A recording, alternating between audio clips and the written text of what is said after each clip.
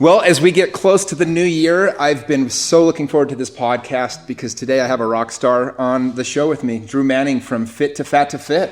Jimmy, thanks for having me on, brother. Dude, this is exciting. Every single year, I think I set my New Year's resolution, right? And I don't do resolutions. I do 4 big goals for the next year. I like that.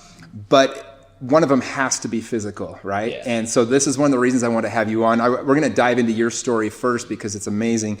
But then I'm really excited about getting some advice from you and from my audience for going forward to next year of what's going to help us make the difference between having a great physical 2019 versus just spending another year not getting in the shape you want to. Exactly, yeah. And that's a conversation I've had many times. Awesome, man. Awesome. Well, back us up a little bit because you really hit the map when you did the Fit2Fat2Fit. You essentially were a personal trainer, right, already? Yeah. So tell us a little bit of what was going on and how you came up with the idea. Yeah, so this was back in 2011. It was a long time ago. But I grew up my entire life in shape and then became a personal trainer, to make a long story short. And then here I was, someone who was in shape my entire life. That's all I ever knew. And here I was trying to help people who are overweight most of their lives, right? And for me, I'm like, oh yeah, this is easy. Here's your meal plans. Here's your workouts. It's super simple, And they would, give me excuses like, Drew, man, I gave in this weekend and I had soda, or I didn't get the workouts in that you told me to get in. I'm like, why don't you just do it? Like, put down the junk food and go to the gym. It's not that hard. And there was a disconnect, and there was something I was missing. I could tell, because they would be like, Drew, you don't understand. Like, for you, it's easy, but for me, it's really, really hard. So I kind of took that to heart, and I was thinking of ideas like, okay, maybe there's something I need to learn. And this idea of getting fat on purpose, as crazy as that sounds, it was like a light bulb moment, and I was like, boom, I need to do this. I was feeling called to do this. So I pulled the trigger and I did it. And the concept in a nutshell was, for 6 months, I couldn't exercise. I would eat an unrestricted diet, so whatever I wanted to. And then the next 6 months, I would put my money where my mouth is and walk the walk and show people, okay, this is how you lose the weight. And so, like, people in your life, obviously you were married at the time, right? So what was anybody trying to talk you out of this? Was your wife okay with this? How did that conversation go? It's funny because she was pregnant at the time, and so she's like, so you're telling me we're gonna have junk food in the house? She's like, yes, definitely do it. Because I was more of a health nut, so I was like really strict about like what we had in the house. The only 2 people that were trying to talk me out of it were my mom and my mother-in-law. The 2 moms were like, you shouldn't do it, your health, I'm concerned for you. But all my friends and brothers and people were just like, that sounds like an awesome idea, you should totally do it. So it was kind of crazy, but looking back on it, I have no regrets doing it. I learned so many lessons. It was one of the most humbling things I've ever done in my life. And it was an experience that I needed to go through to gain a better understanding. And what would you say, because it's not an easy thing to just all of a sudden put on this weight. How much weight did you put on, by the way? 76 pounds. Wow, 76 pounds. I mean, did you watch Super Size Me to get inspired?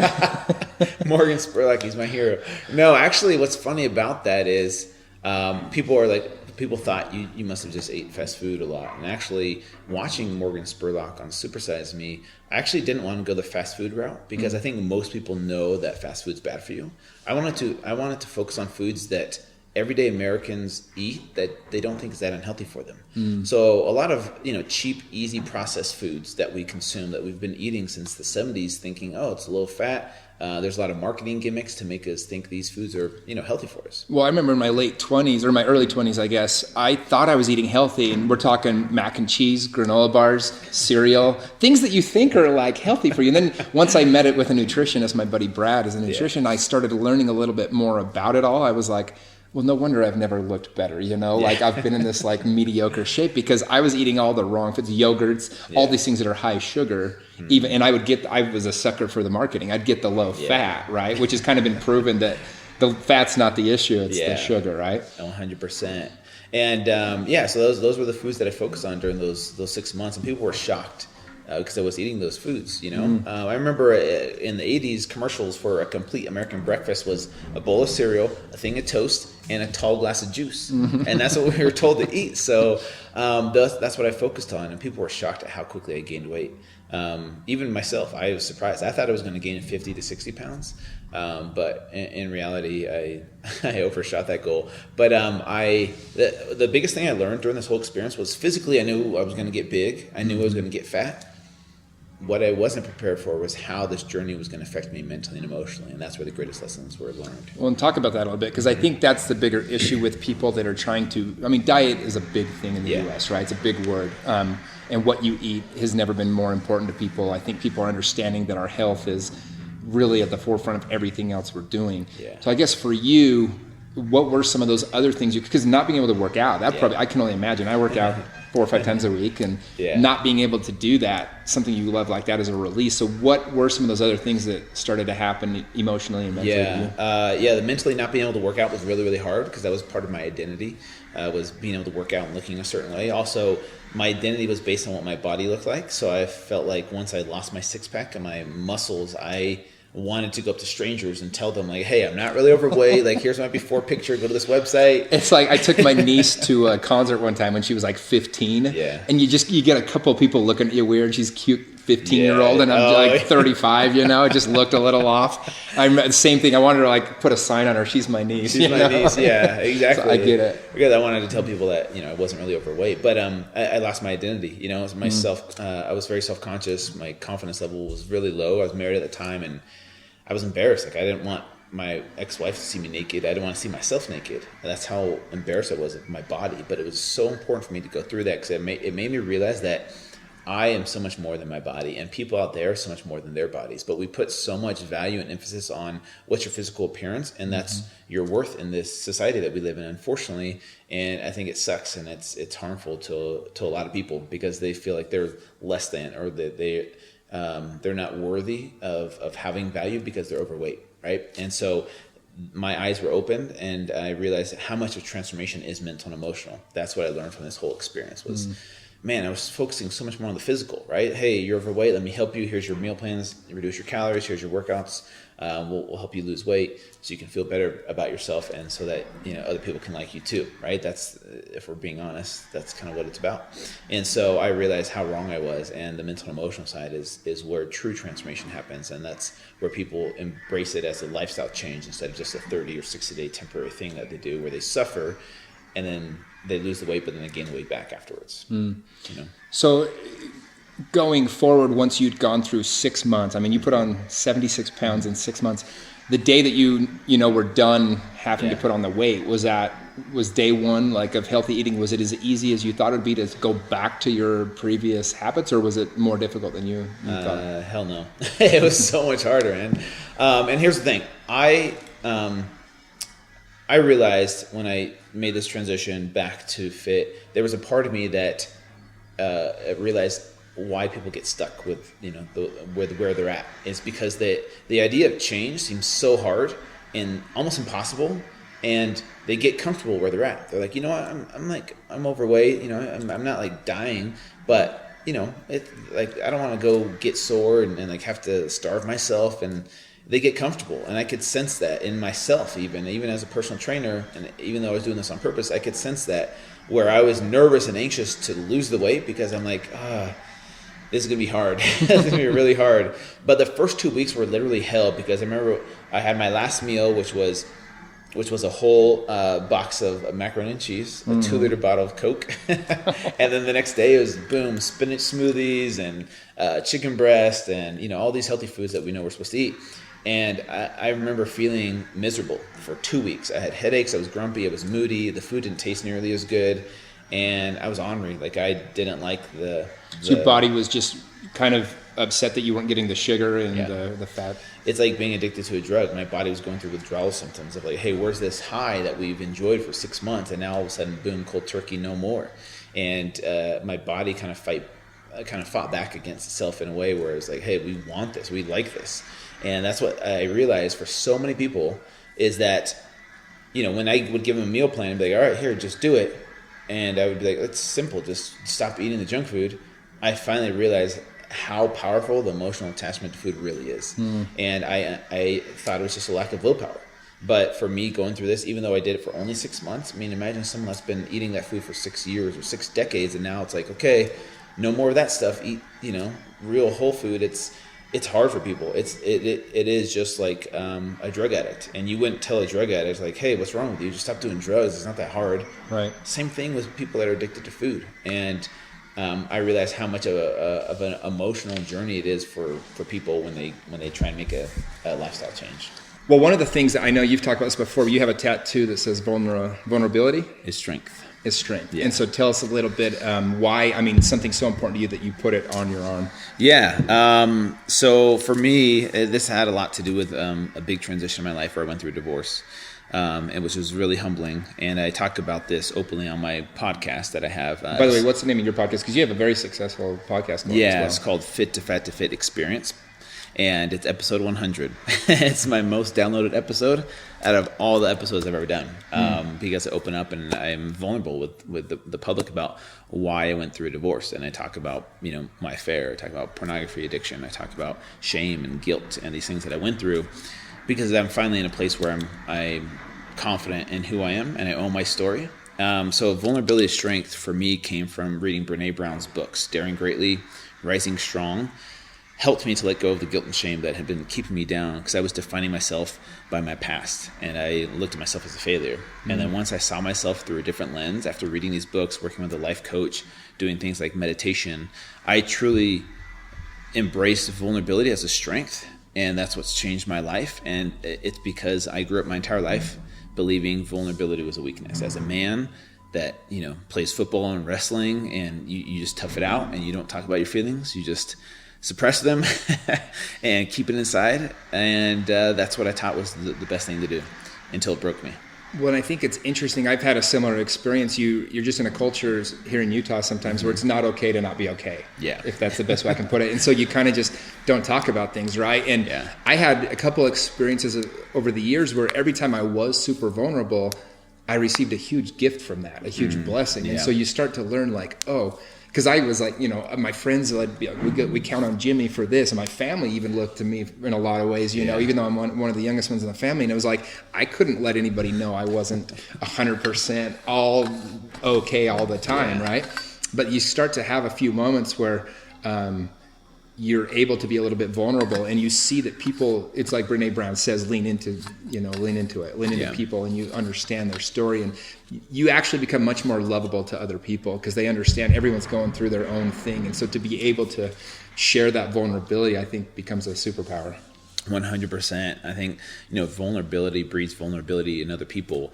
And then the other thing that I realized was, the stories in our head are never as scary as real life. Yeah. We suffer so much more in our head than we do in reality. We think, if I say this out loud, this person is going to disown me. This person is going to hate me. People are going to think I'm weird, and I can't do that. That's kind of like the story I would tell myself. So like, just keep it in. And then once you have the courage to own your story and put it out there, it's amazing how much more respect and love and trust that people have for you. Because now they trust you. Like, okay, this dude is owning his story. He's putting it out there.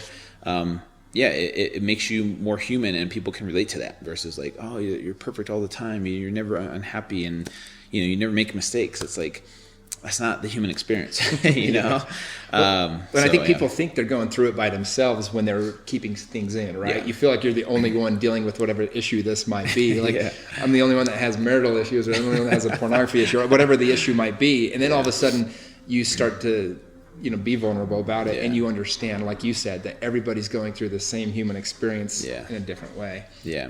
Well, that's pretty cool. So you put that on your arm just to remind you every day to be vulnerable and remember that it's a strength, and it's part of my journey. It means a lot to me, and so that I'm a voice for helping other men be vulnerable as well. Because, like I said, our society and culture has kind of taught us not to do that. So you mentioned, I know you've talked about it on your podcast about the divorce and things like that. So did that help you, like, because you had gotten to a place where, I guess because you had been suppressing some of these things that caused the marital issues, is that correct? And then, and so how did you kind of bounce out of that or get back from that? Somebody maybe has listened to this and they're going through a similar situation. Yeah, and I can shorten it too, but if you want the full version, just go listen to episode 100. But basically, the story that I was telling myself my whole life was that I wasn't good enough, because that was my perception of my religion, the culture of sports, the culture of my family, was that I wasn't good enough. And I believed that 100% my whole life. And so I think when you see yourself as a failure, you do failure-like things, right? You're like, I'm already a failure, might as well do this, self-sabotage, and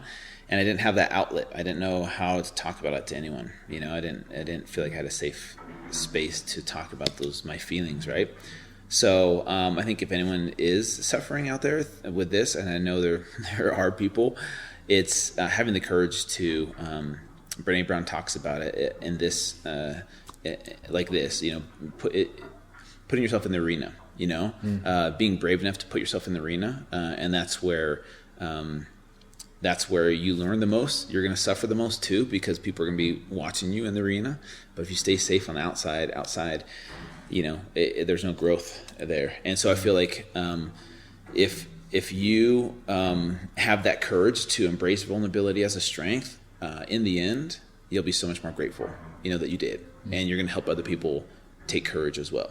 And so I think that you have to be open to new things. Like for me, I had to be open to a life coach. I had to be open to someone outside of my religion to help me, or outside of prayer. Like there's other tools that I feel like God has given us to help us progress. And for me, it was seeing a life coach, right? And then reading these books that I had never read before. And then to things like meditation and positive affirmations and gratitude on a daily basis, where I'm like, wow, I can see myself and the world from a different perspective now. There's so many other books that I've read that have really cemented this new perception of how I view life and why I'm here. And I think if you can develop a good relationship with yourself, that's what I needed to learn, was to learn how to love myself despite my past, and not define myself by my past.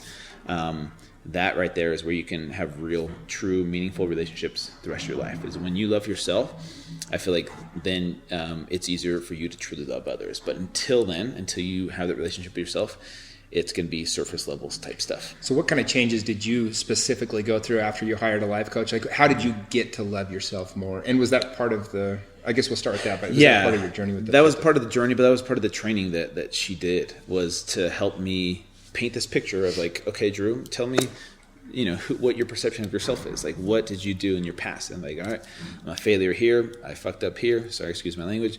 But like, I did this. I'm horrible. I'm evil. I'm disgusting. And she let me, get all of that stuff out. And then for the second half, she takes over and says, okay, if this weren't true, who would you be if this was not true? Right. Mm-hmm. And you're like, oh, well, I'd be a good person. I'd be a decent person without that lie. And you realize, wait a second, those are just lies that I tell myself. Those are just stories. And we can control what our perception is. And if you can change your perception, you can change your story, you can change your life. And that's what I started to realize. I'm like, wow, okay, I'm not a failure. I can choose to love myself and not care what other people think, but it doesn't just happen instantly. I'm making this sound like, oh, it's so easy. No, it was multiple sessions, for sure. And a lot of self-reflection, and a lot of, honestly, being okay with being alone. Like, I had to be okay with being alone. I think it's a space that it's really hard for some people to get to, is to be in by themselves or be alone for a little bit. Yeah. Was that uncomfortable at first for you as well? Yeah, because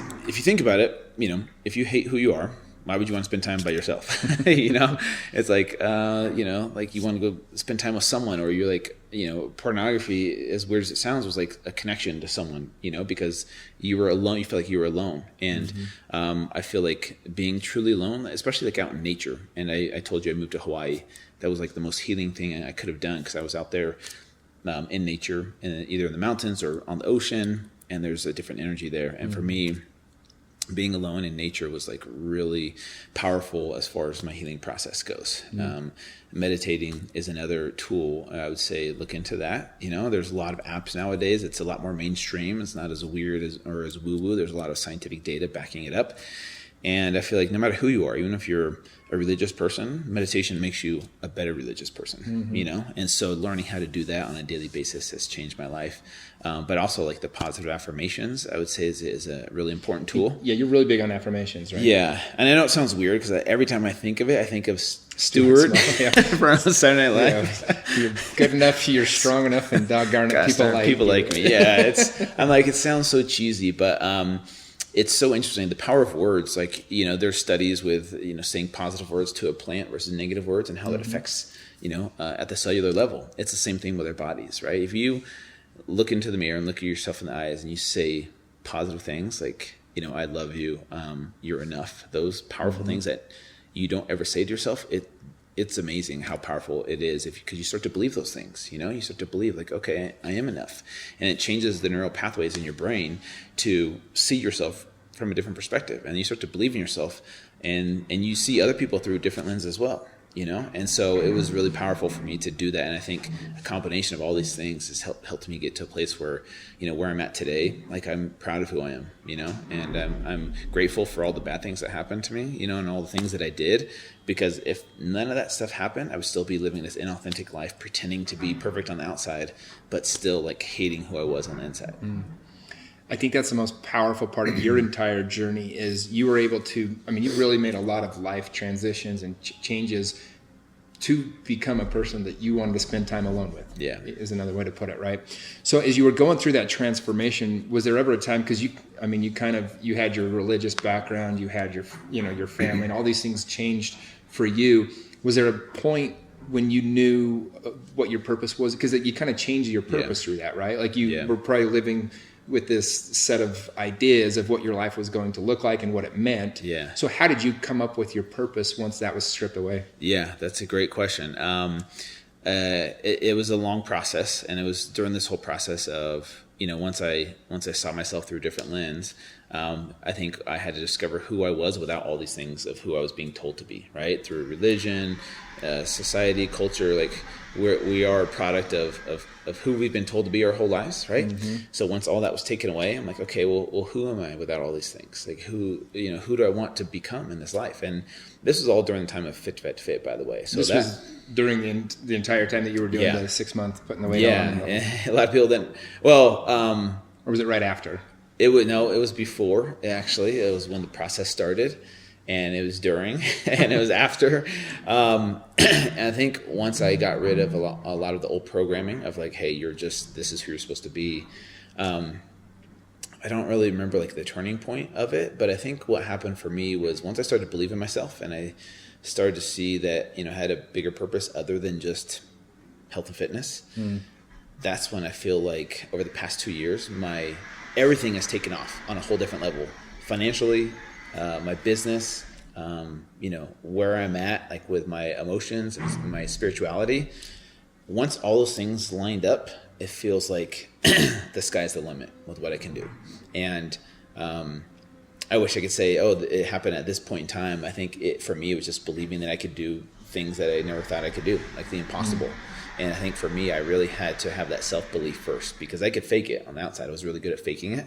But once it manifested itself on the inside, that's when everything else took off. And I was like, wow, this life is going to be so different because I know that I'm in control of certain things, and I can manifest things that I used to think were impossible. That is now like, okay, if that's possible, what else is possible? And then you see everything totally different, because we have these self-limiting beliefs that we're taught like, oh, you're not meant to be rich. You're not meant to be successful. You're just meant to be this kind of person and just, stay in your safe zone. I'm like, no, I can be more. Well, I think if we understood how much wiring we have that holds us back, right, in these safe places. I call it the drunk monkey. It's your ego that's there to protect you from pain and from death and everything else. So it tells you, don't take that risk. That's scary. Don't take that chance. But you kind of, as you break through that, one after kind of what I think what you've experienced, it sounds like, is as you start to see the successes, once you break through that barrier, the barrier becomes a little bit thinner and thinner because you know the reward that stands on the other side of that barrier. Yeah. Well, so when you started Fit2Fat2Fit, in your mind, were you like, okay, if I pull this off and I can do this the right way, this is going to inspire a lot of people? And you really blew up afterwards. Yeah. Became very influential. You had a big following from that. Was that kind of in the back of your mind, or that kind of was a side product after it was done?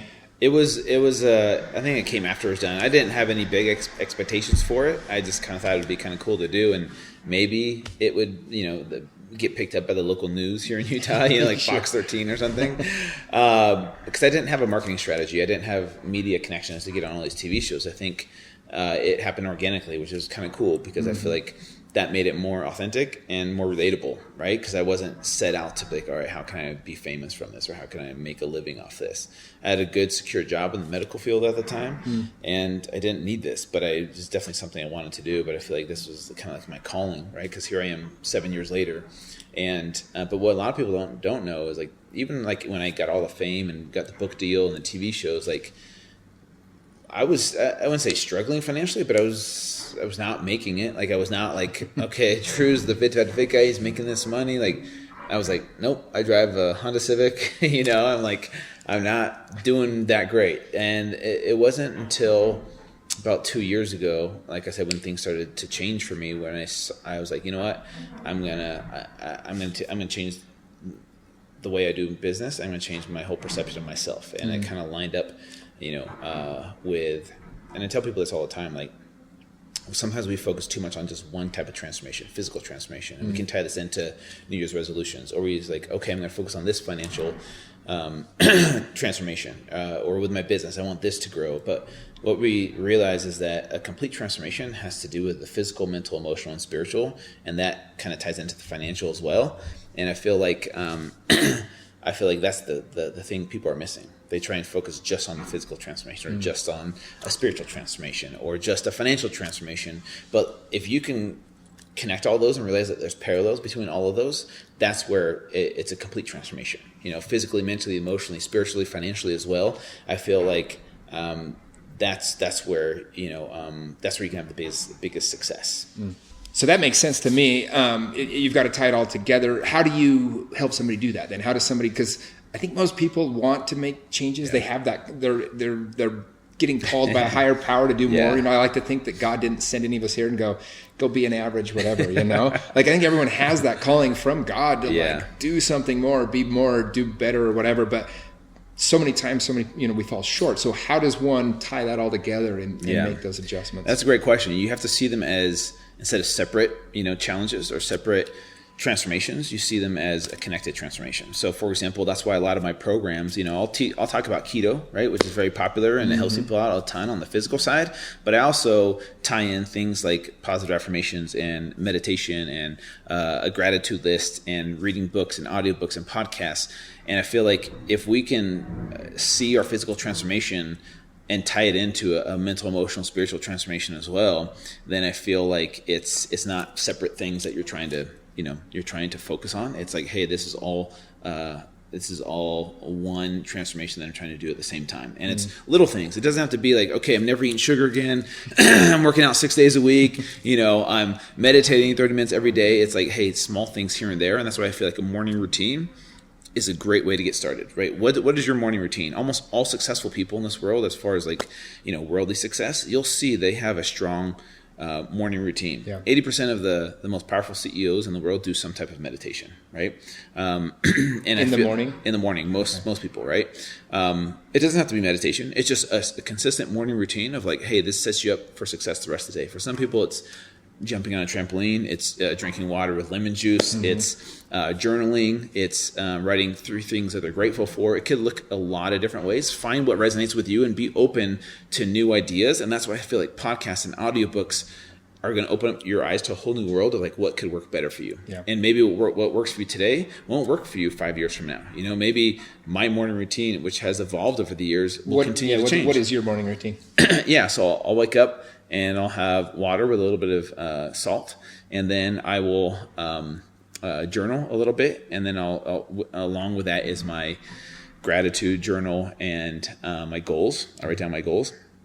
Then I'll meditate for about 15 minutes or so, and that varies. Sometimes like having kids is sometimes like someone has a nightmare and I don't get it in. It's not about being perfect, but anyways, then I'll meditate, and then I'll have my morning coffee, and then usually from there I'll get my kids ready for school and go to the gym and things like that. But that's something that I've stayed consistent with for a few years now, and I feel like that those ideas came from listening to podcasts or audiobooks of people that I looked up to. I'm like, oh, this person does this, like this person meditates. Oh, okay, maybe it's not so weird, Well, for me, it was I started reading. I like to read books about successful people because I think success leaves clues, right? Yeah. And there's patterns, like you're saying, these rituals, and so I started seeing different patterns, especially in business, of what the top people were doing. Yeah. Inspired me. I just finished a book. I interviewed the top 100 millennial real estate agents in the country. I wanted to know what they were doing and get those routines and get their ideas. And so I put that together kind of like as a manual for new real estate agents. I love that, man. Because for me, that's the biggest thing. It's like success leaves clues. And what's funny is when you don't have the success, whether it's physical fitness, whether it's money, whether it's in your job, people, I think they tend to think it's like there's this magic thing to get there, or like if I had this different thing in my life. But when you start to study the successful people, you realize it is just that. It's rituals and habits. Yeah. And it's just doing it consistently over a long period of time. Yeah. You become physically fit. You become financially in a very good position. Yeah. I think the thing for people to realize that are listening to this is, once you realize that you win at these smaller things, then you can have the confidence to win at bigger things, right? But it starts with small, simple changes. It doesn't have to be an all or nothing mentality of like, all right, this new year I'm going to do all these things, and and I see all these crazy goals, and it's cool, but start with the small and simple things first, and like baby steps, and realize that it's not about perfection, it's just progress, right? And that's what I think brings happiness is making progress in this life. And I'm listening to this book right now where he talks a lot about which came first, obviously the chicken or the egg, but happiness or success. And our society has it backwards. Like, once you're successful, then you'll be happy. So it's like, I got to have this body. I got to have this much money. I got to have this job. I got to be this famous. And then I can rest and be happy. But it's so every study that they've ever done, happiness comes first. Every happy person is successful, but not every successful person is happy. So that's the thing is we need to realize is like happiness needs to come first. Success will follow suit. But we're in charge of our happiness. Right? Don't wait until one day, okay, once I have this body, then I'll love myself. If you can learn to love yourself now and be grateful for who you are today while you're working on a better version of yourself, that's what this life is about for me. And even when it comes to physical transformation, so when it comes to the new year, right? You wanted to talk about this, right? So when it comes to the new year, obviously set some goals that are measurable, but it doesn't have to be about weight loss. It doesn't have to be about physical looks. Like maybe your goal can be, getting stronger with a certain lift or a certain time on a mile run or something like that. Something that's measurable, but it's not just focus on weight loss because people need to realize that they're more than their bodies, right? You have so much more to offer this world than just having a six pack. Like when I die one day, it's not going to be like, Drew, man, that guy had a good a good frame, good physique, It's like, I hope that's not what people are saying. It's like, man, I hope my legacy is so much more than just, he looked really good, So just realize that, there's more to physical transformation than just having, the body of your dreams. I think when it comes down to it, it's about health first, and then weight loss and the looks can be a byproduct once you have the habits down first. So focus on the habits and the process, not so much the results. Because our society is a results-driven society, but if you are placing your worth or your value on the results only, and like it's a pass or fail, like, hey, if I don't get these results, then I'm a failure, that's the wrong perception to have. No, I think it's great. I try to say it's like when I train real estate agents, I said that it's a funnel. Yeah. And unfortunately, we want to focus on what comes out of the funnel at the end. That's the success, right? Like that's the result, but you can't control that. Yeah. So what I say is really try to focus on what is going in the funnel and try to, and I love what you say about happiness coming first, because I think I had a speaker one time I was listening to, and he said, it's like walking up to a fire that's not started yet and saying, make me warm and I'll build the fire, That's not how it works. You build the fire and then it makes you warm. Yeah. And I think that's how success comes through happiness first. Because life is all energy. This is something you talk about on your podcast a lot. There's energy, like you said, in the plants, talking to a plant. There's energy being exchanged there. There's an energy with our bodies. There's an energy with everything around us. Yeah. And so when you bring those positive vibes, that positive energy to any situation, the world tends to work in your favor and start to do things to help you be successful. Yep. I'm going to be really embarrassed quoting this, but like Miley Cyrus said, it's all about the climb. That's what I told you. It's about the climb. It's not about getting to the top. It's about like, what are you learning during the process? And I think the hard part is for people to truly love themselves where they are, while you're working on a better version of yourself. Because I think if people are like, oh, well, if I'm satisfied with who I am today, then I won't want to make progress. It's like, no. Trust me, if you want to be happy in this life, it's about progression. Yeah. So you're still going to want to progress. So set those goals, but still, be happy with what you have now. versus like, oh, I'll be happy one day. I believe it's possible to have the best of both worlds in this situation of like happy with what you have now while you're, striving for goals that you're trying to hit. But yeah, like you said, it's, it's about what you're putting into the funnel, focus on the process, and the results will follow. But you can't always control the results. So don't put too much value on that. Well, and so what I'm catching with everything that you're talking about is so much of this is mental and emotional as opposed to just physical changes that you make. I do want to get into, we'll kind of wrap it up with this, but I want to talk a little bit. You're kind of known as the keto guy, keto diet. So I want you to explain a little bit how that works. And then people that want to try that, you're clearly in very good shape.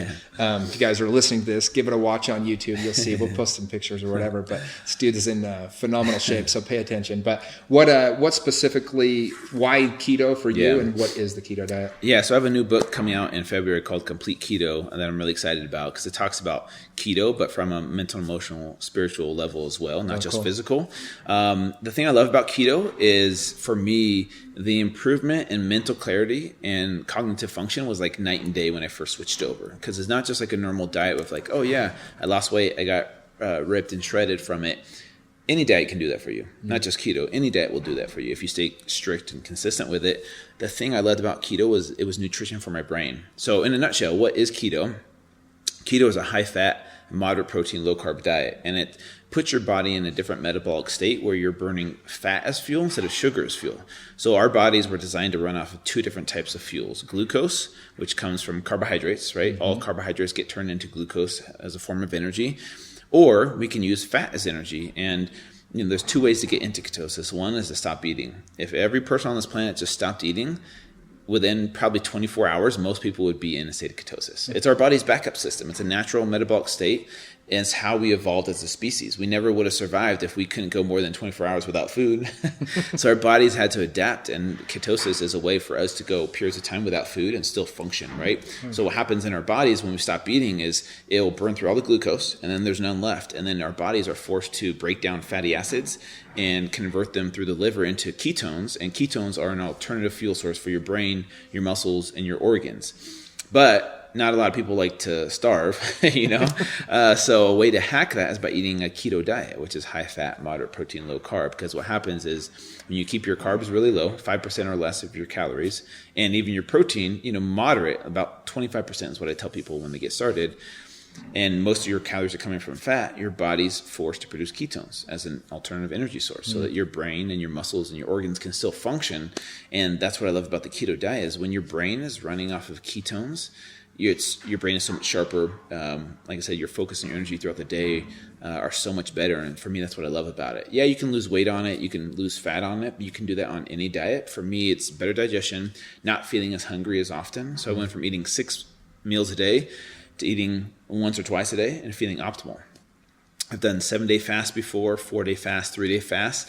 And before I was like, oh, I'm going to lose all my muscle mass. I'm going to wither away but it's amazing to see what your body can do and how sharp your brain is just by changing your diet, which is really, I think that's what people come for the weight loss, but they stay because they feel so much better. Their digestion's better. They're not a slave to food, and their brain is so much sharper. And so you were able to go 7 full days without eating at one point? Yes, I went 7 full days. Wow. Water, of course. Sure. But yeah, for me, it was a good experiment, and I think, I'm not saying everyone needs to do that, but I think there are benefits to fasting from a mental perspective, a spiritual perspective, physical perspective. Obviously, there's benefits to extended fasts every once in a while. That's why it's part of every major religion, Yeah.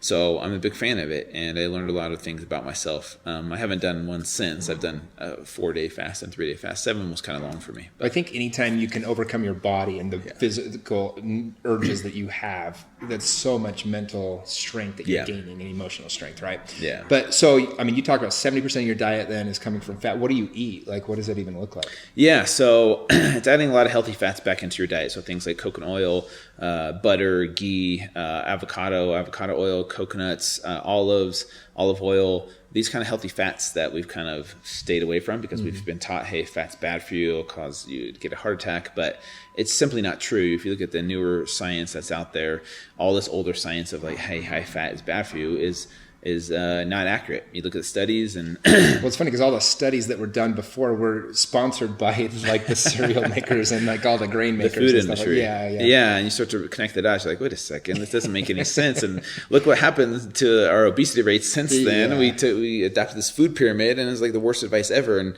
now we're trapped because that food is so convenient and it tastes really good and it's affordable. It's cheaper than real whole food. And so now we're like set ourselves up for failure and then people get addicted to these foods as well because they're hyper palatable, and companies spend millions of dollars with food scientists to make them smell and taste a certain way so that your brain is tricked into like, okay, it's like a drug, it really is. And so it's scary. So it's an uphill battle for a lot of people. And the thing I love about keto is it can help out with that. But I think it also ties into the mental, emotional, spiritual side, because if your brain is, thinking sharper, more clearly, you can see yourself from a different perspective. You can see food from a different perspective. You can see food different than like a reward punishment thing or like eating your emotions. And it can tie into the mental, emotional, spiritual transformation that all of us are trying to work on as well. And so that's why I feel like it's a great fit. Is it for everybody? No, 100%, but it's definitely worth a try, I think. And your book comes out in February? Yeah. Okay. Awesome. Yeah. So it's got a 30-day program included. The thing with keto is you can't just do it for a few days and be like, oh man, it didn't work. It's like you have to allow your body time to get adapted to ketones as a fuel source, right? You've been running 30, 40, 50 years off of glucose, and now you're trying to say, okay, no more glucose, body. We're going to try these ketones. And your body's like, what are you doing to me? Like, I want that glucose, And once it gets adapted after about 30 to 60 days, then you're like, okay, wow, this feels amazing, and I want to feel like this forever. No, that's awesome. I think I'm gonna have to come to the mental conclusion that I'm ready to do it, because I do like have some bad eating habits. I work out a lot, but I can't seem to quit some of those foods, and I don't know how much of it's emotional versus how much of it is actual the physical like taste or whatever. But I'm gonna get your book and give it a shot this year, ketones. So thanks, man. Dude, I appreciate you, man. This was awesome. Really, if you guys haven't, if you're looking for another podcast to listen to, his podcast is amazing. I've listened to probably 30 episodes just in the last month and a half. Sweet, thanks. Just all about physical, mental, emotional fitness, how you can get to where you want to be. So thanks for coming on, man. And my pleasure. So Fit2Fat2Fit experience. Yes. Appreciate it. You'll find it on iTunes. It's everywhere. Thanks for having me on. All right. Thanks, Drew.